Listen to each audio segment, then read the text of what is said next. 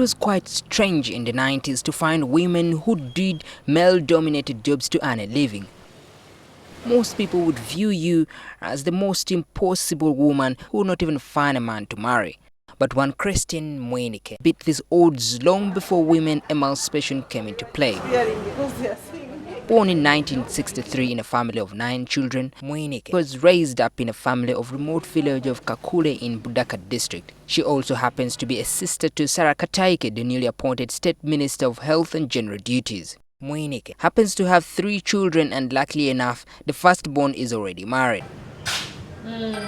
She attended school in Kamonkole Primary School, then later joined St. Catherine in Lira for her secondary level. And then I went to Mwanika College for my A-level.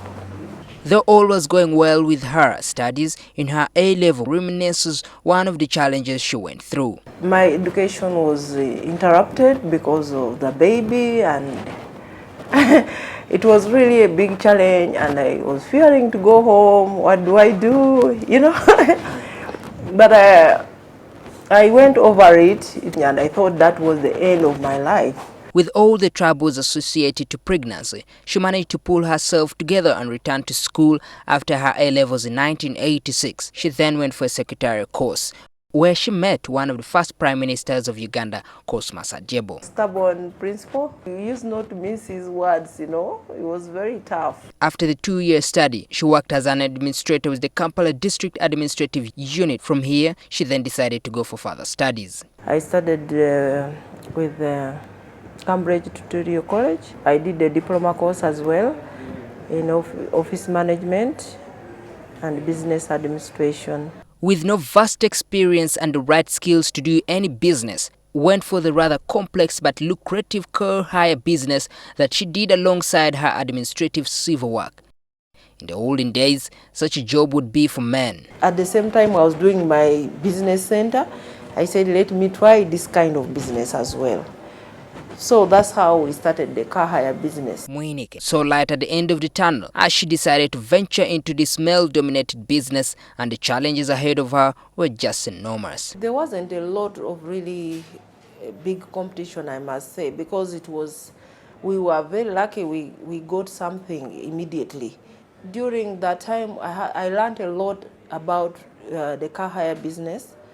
You know, it was just something small. I started by getting other people, you know, subcontracting from other people and then supplying the vehicles.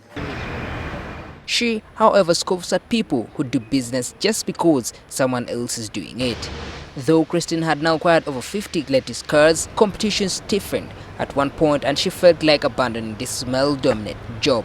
Most of our income goes into repairing vehicles. Hiring out the vehicles on self-drive, and they still have vehicles. But she remained composed and upgraded her business to 2 companies, ran one of the most popular lodges in the game parks. Savings from Crystal Travel Service went to Bwindi, and we developed a lodge there.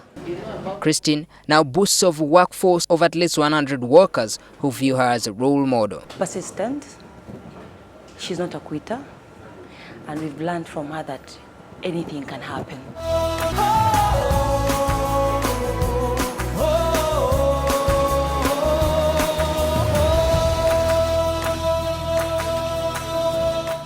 Mwinike, however, lost her husband 3 years ago, but this hasn't stopped her from pursuing her dreams as a single mom. And this is what she tells me regarding how she balances work and family. I have to make sure every Sunday I have to stay with my family. And during the week, of course, I go to work and come back home.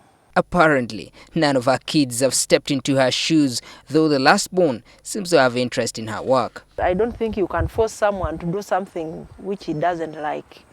So I think most parents find it a problem, you know, to convince their children to do the kind of business they are doing. Like the saying goes, east or west, home is best.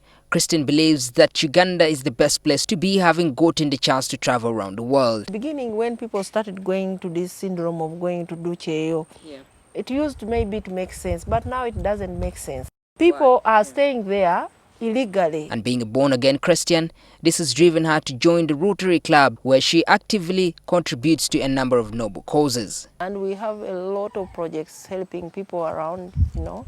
For Christine, the sky is the limit as she prepares for more great opportunities ahead. Maurice Ochol, NTV.